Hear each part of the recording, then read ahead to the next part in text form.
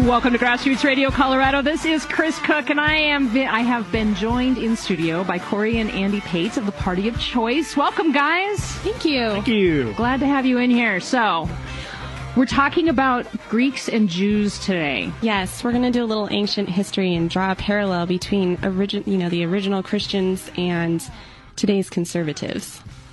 Well, this should be interesting. I've felt at times like the Liberty Movement is kind of like a church. It is a little bit. It is a lot and like we a faced church. some of the same challenges they faced back then. And we were talking about this earlier this week. And we're like, you know what? Let's see if we can turn this into a show. Okay. Yeah. We're going to talk a lot more politics than religion. But we do want to start there because the parallels are really cool. Okay. Yeah, it's kind of fun.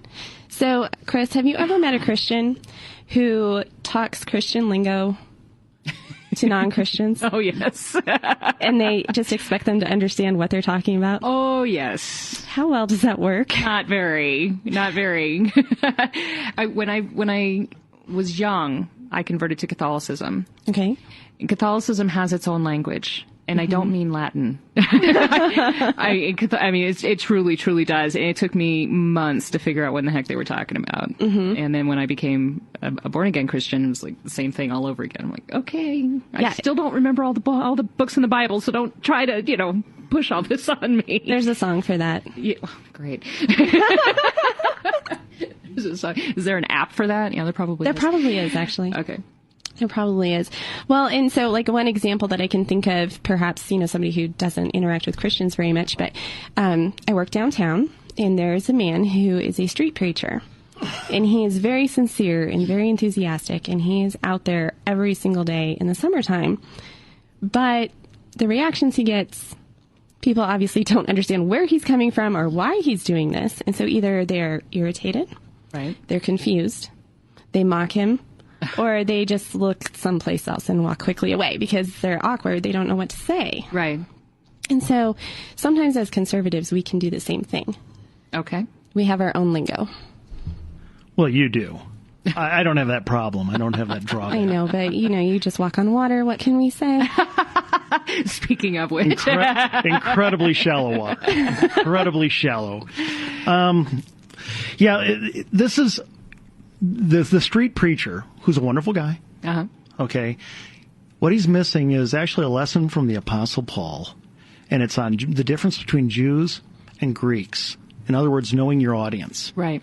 And Paul, it's in 1 Corinthians 1, I believe, verses 22 and 23, thereabouts. And he says that Jews want miracles. They want to see miracles. Not because they're shallow.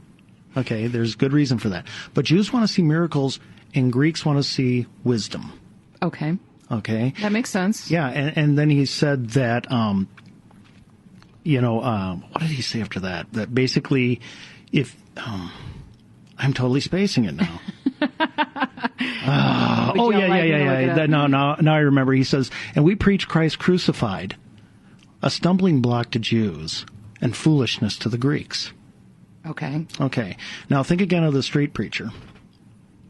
Is he talking to people who share his foundations, who understand where he's coming from? And when he's talking to the Greeks? No, downtown. Just downtown. Oh, downtown. I'm sorry. Mm-hmm. That's okay. They don't know where he's coming from. They have no idea where he's doing. Right. It's foolishness to them. Now, we get two really big examples of this. Peter talking to two great examples from Acts, the book of Acts. Peter in Acts chapter 2 talking to the Jews. Okay, and Paul in Acts 17 talking to the Greeks. Okay. Okay, in Athens, Romans, and so forth. And it's very different.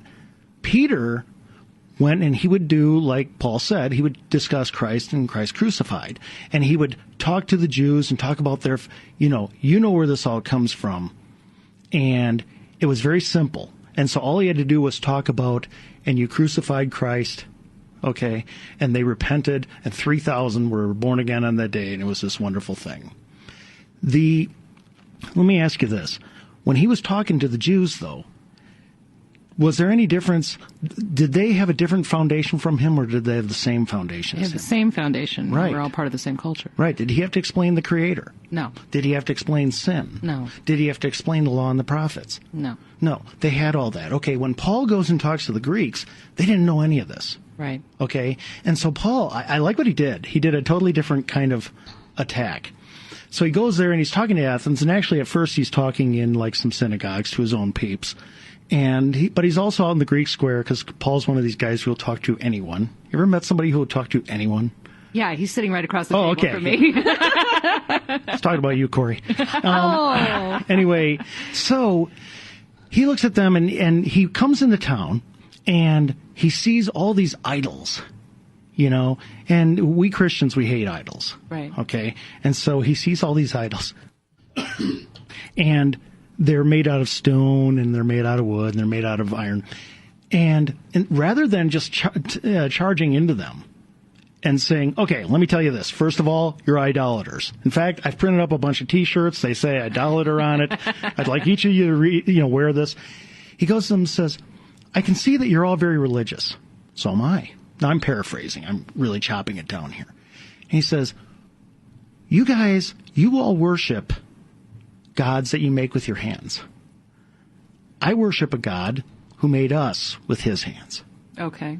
Okay? And he gives them this paradigm shift. And he talks about a few other things. He says, because they were worshiping a thing called the unknown God, and he says, I can introduce you to him, and that's what I'm talking about. And he also says, this God made us all of one blood, where you guys are kind of separating yourselves with all these different idols. Right. He said a lot, but what he did was he related to them where they were. He didn't attack them for their religions, for their idolatry. He says, I can see you're religious, so am I. Right. And then he connected with them and found that connection point and said, hey, guess what? I worship somebody very different from you. Now, do you think they all suddenly fell down and loved Jesus that next moment? Probably not. No. But guess what? They were intrigued. A few people threw, names at him, but they were intrigued and they wanted to hear him again. Okay? Probably because they got sick and tired of hearing their own speeches all the time. Well, it sounds like Paul knew something about the party of choice. Oh, well, maybe a little bit. Here's the thing, and we're going to talk, because we're about to go into politics here in the next section. People in this society are sick and tired and bored of their own speeches. Have you noticed that Obama, nobody listens to him anymore? I'm not sure Obama listens to Obama anymore. I know. Well, judging from a few things he said, he's not really, but not really tuned in. Folks, our message is different. It's cutting edge. It's a change of paradigm. People love it. Right.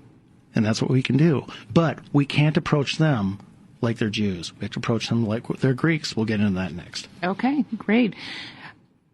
We're talking to Cori and Andy Pate of the Party of Choice about Greeks and Jews and how that applies to politics. Remember, if you have some friends who you think would enjoy Grassroots Radio Colorado, especially the parts that we do with Cori and Andy Pate, you can always send them the podcast, grrc.podomatic.com. This is Kris Cook. You're listening to Grassroots Radio Colorado on KLZ 560.